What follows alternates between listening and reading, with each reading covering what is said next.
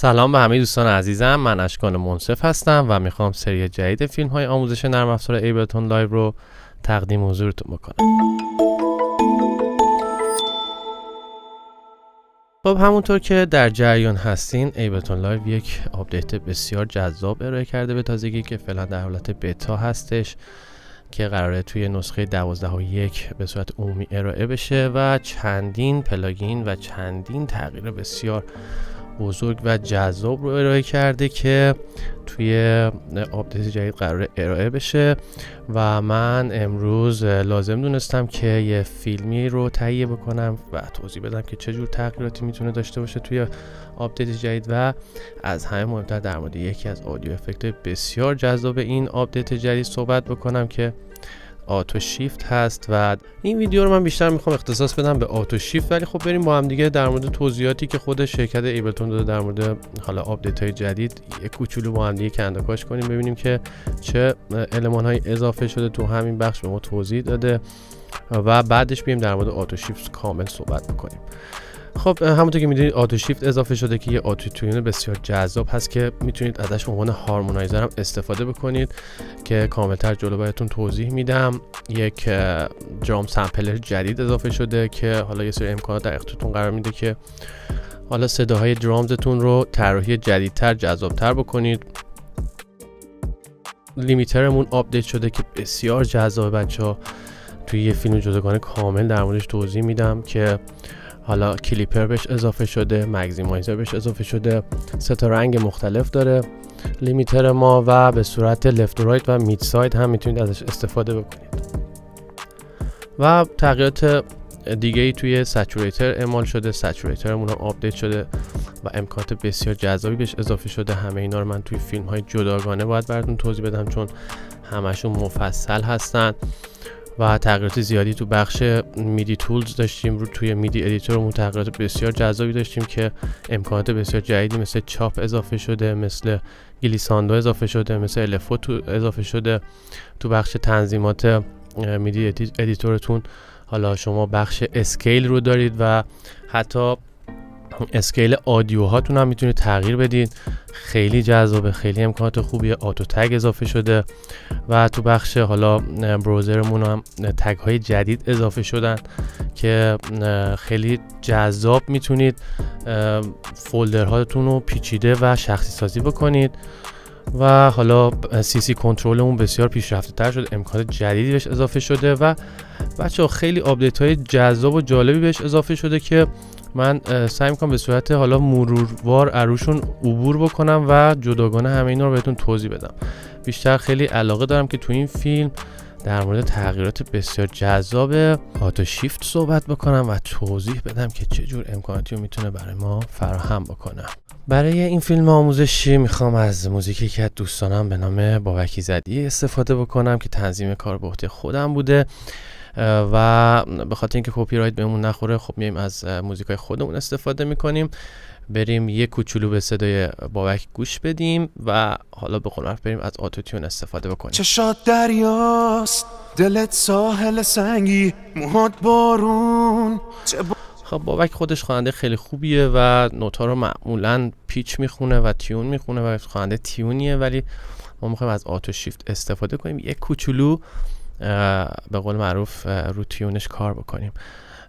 از این پایین راحت میتونید خب گام موزیک رو براش مشخص بکنید. به طور مثال گام این موزیک سول مینور هست، سول مینور رو براش مشخص میکنم و در حال حاضر اسموت رو خاموش میکنم و عدد اسموت و استرنج رو 0 میکنم. این دوتا در واقع عملکرد تیونر رو افزایش میدن. استرنج مقدار تیون رو افزایش میده و اسموت در واقع اون نرم کار کردن، اون مشخص نبودن آتوتیون رو میتونید باهاش کاهش افزایش بدید. هر چقدر اسموت رو افزایش میدید آتوتیونتون نرمتر کار میکنه و کمتر خودش رو نشون میده.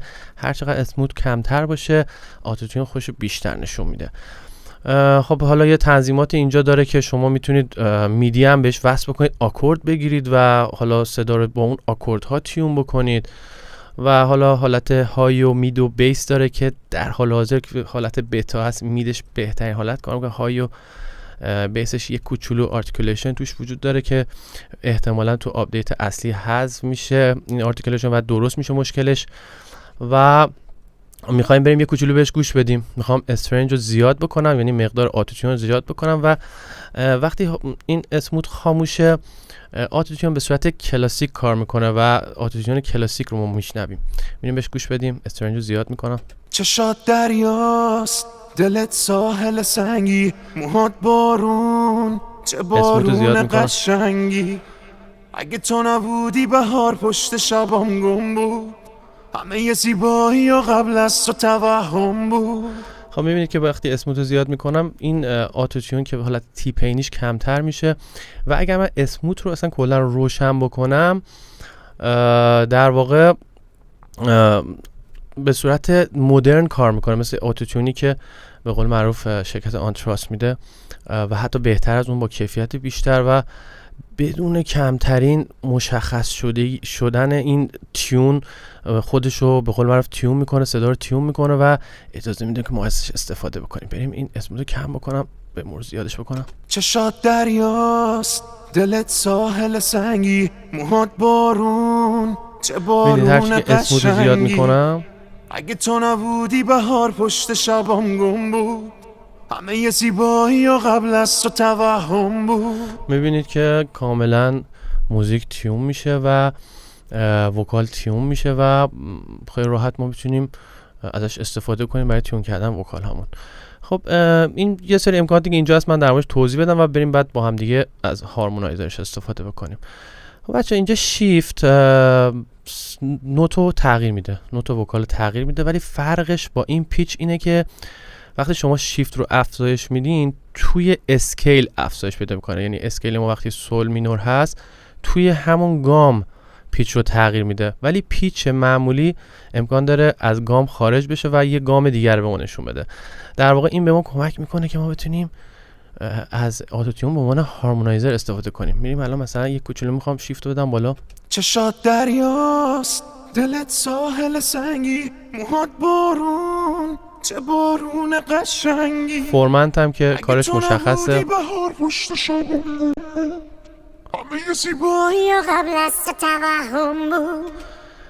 و پیچ هم که همونطور که گفتم خب پیچ رو تغییر میده، امکان داره از گام هم خارج بشیم. چشات دریاست، نیم پرده دلت ساحل سنگی، موهات بارون، چه بارون قشنگی. اگه تو نبودی بهار پشت شبام گم بود. خیلی راحت میتونید ازش استفاده کنید برای اینکه وکالتون رو تیون بکنید. خیلی هم خوش صدا این کار رو انجام میده. خب حالت لایو هم داره برای اینکه شما حالا بخواید به صورت لایو ازش استفاده کنید. وقتی این روشن می‌کنید یک کوچولو سی پی یو بیشتر استفاده میکنه ولی تأخیر به صورت کامل از بین میره و خواننده تأخیری توی آتوتیونش احساس نمیکنه.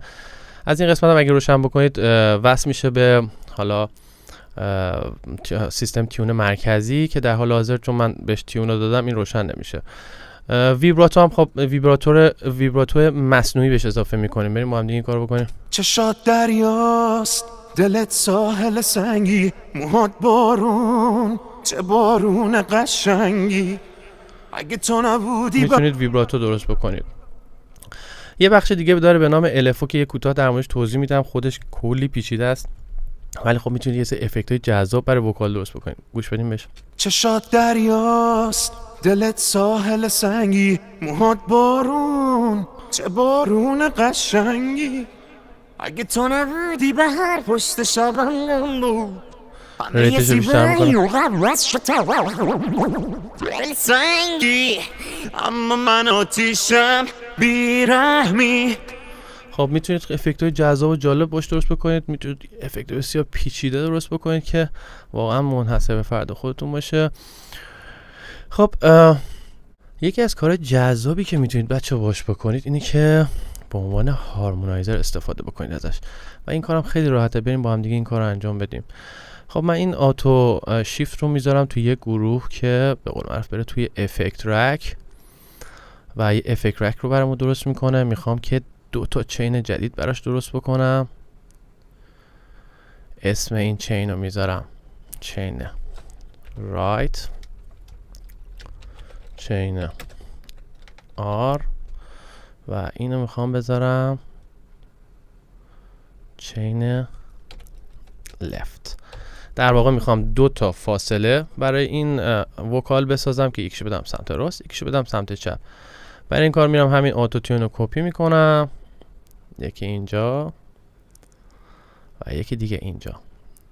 اول میخوام برم اینو بسازم، سولوش میکنم، بهش گوش میدم و برای راست میخوام 4 تا نوت به قول معروف فاصله 4مش رو بر ما بخونه تو همین گام.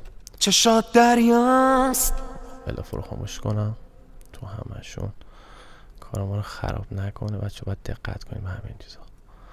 بریم گوش بدیم. چشات دریاست میخوام 4 تا بره بالا، گوش بدیم بهش.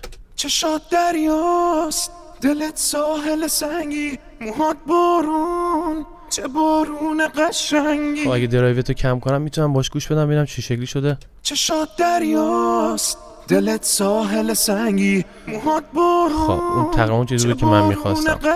حالا برای چین لفت میخوام 5 تا نیم پرده پایین تر بهش بدم، گوش بدیم بهش. سولوش میکنم. چشات دریاست دلت ساحل سنگی، موهات فرمندش یکم کم کنم که طبیعی تر بشه. قشنگی اگه تو نبودی بهار پشت شبام گم بود. خب الان همونطور که میدونید یه دونه چین لفت داریم، یه دونه به قول معروف فاصله برای سمت چپ داریم که میخوام بزنمش سمت چپ که 5 تا نوت پایین تره و این یکی رو میخوام بدم سمت راست و حالت سولو در بیارم بهش گوش بدم.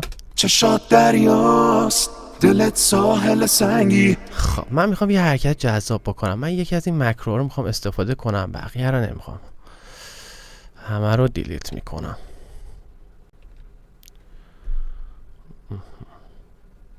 خب اول باید یکیشو بشناسونم که بتونم بقیه دیلیت بکنم. خب میخوام ولوم اینو بدم به مکرو 1، ولوم اینم بدم به دوباره مکرو 1 و تعدادشون رو کم بکنم. یه دونه چین میمونه که در واقع ولوم این دوتا رو برای من کنترل میکنه. بریم با هم گوش بدیم، ولوم بهش بدیم و لذتش رو ببریم. چشات دریاست دلت ساحل سنگی، موهات بارون، چه بارون قشنگی اگه تو نبودی بهار پشت شبام گم بود. همه ی زیبایی و قبل از تو توهم بود. دل سنگ. خب اینو بریم یک کوچولو رو موزیک گوش بدیم ما هم دیگه. چشات دریاست دلت ساحل سنگی، موهات بارون، چه بارون قشنگی اگه تو نبودی بهار پشت شبام گم بود.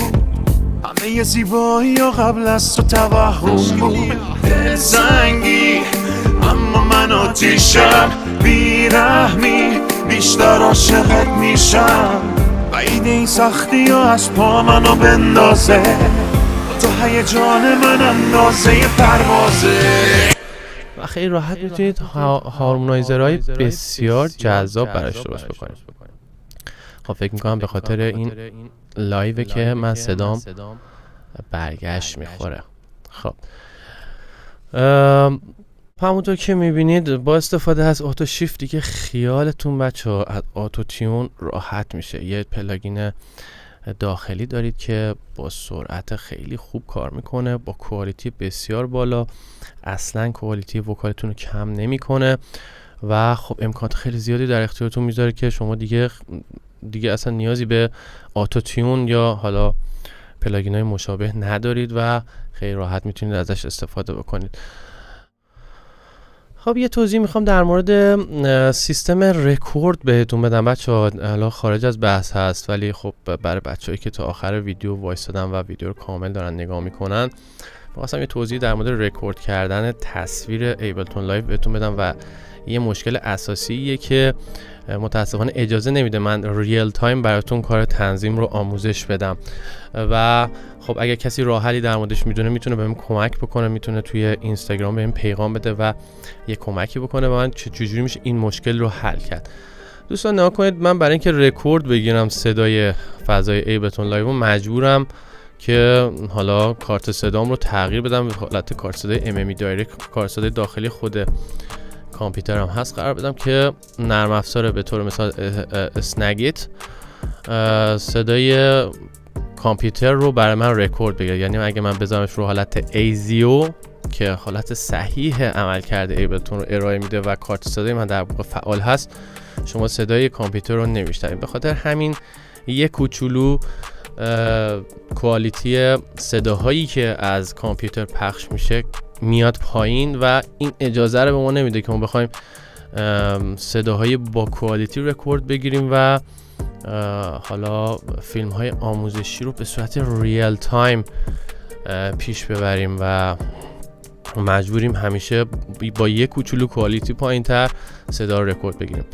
برای حل این مشکل اگه کسی پیشنهادی داره میتونه به من بده. من خیلی در موردش گشتم ولی متاسفانه پیدا نکردم که چه نرم افزاری بتونم استفاده کنم که صدای ایبلتون رو به صورت حالا وقتی که کارت صدا فعال هست واسه من رکورد بگیره. به هر حال امیدوارم که دوستان از این فیلم آموزشی لذت برده باشن. من سعی میکنم که آدیو افکت ها و پلاگین های دیگه‌ای که اضافه شده به این نسخه رو براتون توضیح بدم. دوست دارم که فیلم ها مختصر و مفید باشن و شما وقتی که دارین ازشون استفاده میکنید اطلاعات کامل در موردشون داشته باشین. به جای اینکه من بیام حالا چند تا افکت رو جدا جدا و خیلی سرسری توضیح بدم، سعی میکنم که تو چند فیلم مختلف افکت ها رو کامل براتون توضیح بدم و حالا به مرور زمان اگر تکنیک جدیدی، اگر حالا تریک جدیدی ازشون یاد گرفتم، مطمئنا میام تو آموزش های بعدی بهتون ارائه میکنم. امیدوارم از این سری فیلم های آموزشی لذت برده باشین. اگر سوالی دارین، اگه به قول معروف کاری دارین با من، میتونید توی اینستاگرام من به من پیغام بدین. اینستاگرام من ableton.tips هست و خوشحال میشم که با شما در ارتباط باشم.